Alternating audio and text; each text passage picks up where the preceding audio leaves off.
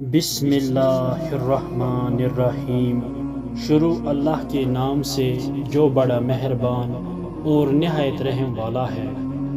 اسلام کے بعد صحابہ کی سب سے بڑی خوشی۔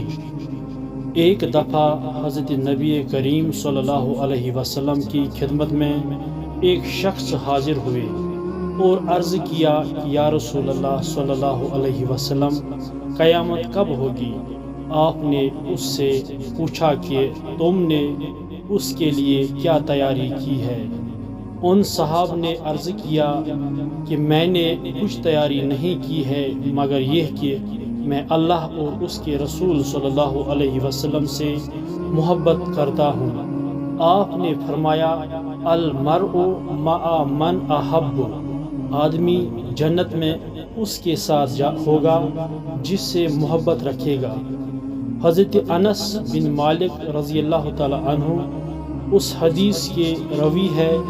وہ فرماتے ہیں کہ میں نے مسلمانوں یعنی صحابہ کرام کو نہیں دیکھا کہ وہ اسلام کے بعد کس چیز سے اس قدر خوش ہوئے ہو جتنا کہ آپ کے اس ارشاد سے خوش ہوئے۔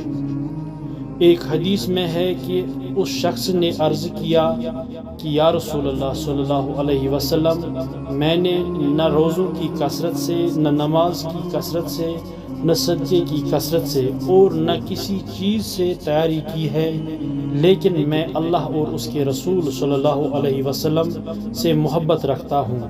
بخاری شریف۔ ابن حجر نے لکھا ہے کہ یہ صاحب جنہوں نے سوال کیا تھا حضرت ذوالخویسرہ یمنی رضی اللہ تعالیٰ عنہ تھے، اور انہوں نے ایک دفعہ اسلام لانے سے قبل مسجد میں پیشاب کر دیا تھا۔ فتح الباری۔ اس حدیث سے معلوم ہوا کہ حضرت صحابہ کرام کے لیے یہ بہت ہی زیادہ خوشی کا موقع تھا، جبکہ حضور اقدس صلی اللہ علیہ وسلم نے یہ فرمایا کہ آدمی اس کے ساتھ ہوگا جس سے محبت رکھے گا۔ اسی طرح ہر مسلمان کے لیے یہ ارشاد خوشی و سرور کا پیغام ہے اور امید کی ایک کرن ہے، ورنہ ہمارے پاس کون سا ایسا عمل ہے کہ جنت کی تمنا و آرزو کر سکے۔ غرض یہ کہ یہ محبت بڑی دولت و نعمت ہے کہ جنت میں اللہ کے رسول صلی اللہ علیہ وسلم کی زیارت و ملاقات کا موقع مل جائے، مگر یہ دولت کس کو نصیب ہوگی؟ عشق و محبت نبی میں جو سچا اور پکا ہو اس کو یہ دولت نصیب ہوگی۔ لہٰذا آپ سے سچی و پکی محبت پیدا کرنا چاہیے۔ سبحان اللہ۔ اگر آپ کو ہماری یہ بات پسند آئی تو ہماری اس یوٹیوب چینل کو سبسکرائب کر دیں، لائک کر دیں اور اس ویڈیو کو زیادہ سے زیادہ شیئر کر دیں۔ اللہ تعالی ہمیں اور آپ کو اس بات پر عمل کرنے کی توفیق عطا فرمائے۔